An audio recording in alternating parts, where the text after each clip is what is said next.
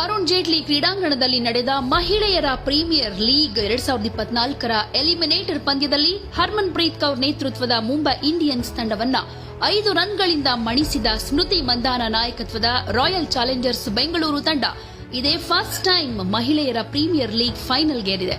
ಟೂರ್ನಿಯ 2ನೇ ಸೀಸನ್ನ ಅಂತಿಮ ಪಂದ್ಯ ಈಗ ಡೆಲ್ಲಿ ಕ್ಯಾಪಿಟಲ್ಸ್ ಮತ್ತು ರಾಯಲ್ ಚಾಲೆಂಜರ್ಸ್ ಬೆಂಗಳೂರು ನಡುವೆ ನಡೆಯುತ್ತೆ. ಪಾಯಿಂಟ್ ಟೇಬಲ್ನಲ್ಲಿ ಮೊದಲ ಸ್ಥಾನ ಪಡೆಯುವ ಮೂಲಕ ಡೆಲ್ಲಿ ತಂಡ ಈಗಾಗಲೇ ಫೈನಲ್ಗೆ ಅರ್ಹತೆ ಪಡೆದುಕೊಂಡಿದೆ. ಇತ್ತ ಕಳೆದ ಬಾರಿಯ ಚಾಂಪಿಯನ್ ಮುಂಬೈ ಇಂಡಿಯನ್ಸ್ ತಂಡದ ಸತತ 2ನೇ ಬಾರಿಗೆ ಟ್ರೋಫಿ ಗೆಲ್ಲೋ ಕನಸು ಭಗ್ನವಾಗಿದೆ. ಎಲಿಮಿನೇಟರ್ ಪಂದ್ಯದಲ್ಲಿ ರಾಯಲ್ ಚಾಲೆಂಜರ್ಸ್ ಬೆಂಗಳೂರು ತಂಡದ ನಾಯಕಿ ಸ್ಮೃತಿ ಮಂದಾನ ಟಾಸ್ ಗೆದ್ದು ಬ್ಯಾಟಿಂಗ್ ಸೆಲೆಕ್ಟ್ ಮಾಡಿಕೊಂಡ್ರು. ಬ್ಯಾಟಿಂಗ್ ಶುರು ಮಾಡಿದ ಆರ್ಸಿಬಿಗೆ ಅತ್ಯಂತ ಕಳಪೆ ಆರಂಭ ಸಿಕ್ತು. ತಂಡದ ಮೊತ್ತ 20 ರನ್ಗಳಾಗಿದ್ದಾಗ ಸೋಫಿ ಡಿವೈನ್ ರೂಪದಲ್ಲಿ ಮೊದಲ ವಿಕೆಟ್ ಪತನವಾಯಿತು. ನಿರ್ಣಾಯಕ ಪಂದ್ಯದಲ್ಲಿ ಸೋಫಿ ಡಿವೈನ್ ಉತ್ತಮ ಪ್ರದರ್ಶನ ನೀಡೋ ನಿರೀಕ್ಷೆ ಇತ್ತು. 10 ರನ್ ಗಳಿಸಿ ಔಟ್ ಆದ್ರು. ನಾಯಕಿ ಸ್ಮೃತಿ ಮಂದಾನ ಕೂಡ 10 ರನ್ ಗಳಿಸಿ ಔಟ್ ಆದ್ರು. ಮಂದಾನ ಔಟ್ ಆದ್ಮೇಲೆ ದಿಸಾ ಕ್ಯಾಸೆಟ್ ಖಾತೆ ತೆರೆಯೋದಕ್ಕೆ ಸಾಧ್ಯವಾಗದೆ ಔಟ್ ಆದ್ರು. ಬೆಂಗಳೂರಿನ ಸ್ಕೋರ್ 23 ಆಗಿದ್ದಾಗ 4 ವಿಕೆಟ್ ಬಿದ್ದಿತ್ತು.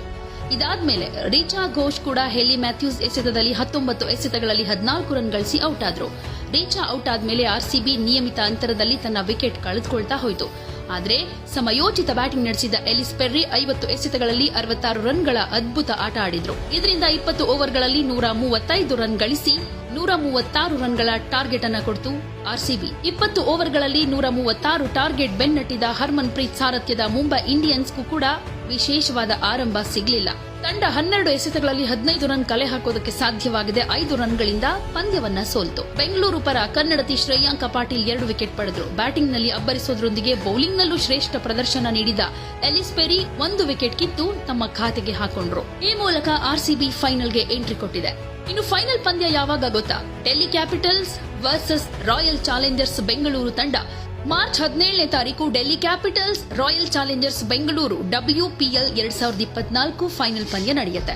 ಸೊ ಈ ಬಾರಿಯಾದ್ರೂ ಫೈನಲ್ನಲ್ಲಿ ಮಹಿಳಾ ತಂಡ ಆರ್ಸಿಬಿಗೆ ಕಪ್ ತಂದ್ಕೊಡ್ತಾರಾ? ಕಾದು ನೋಡೋಣ.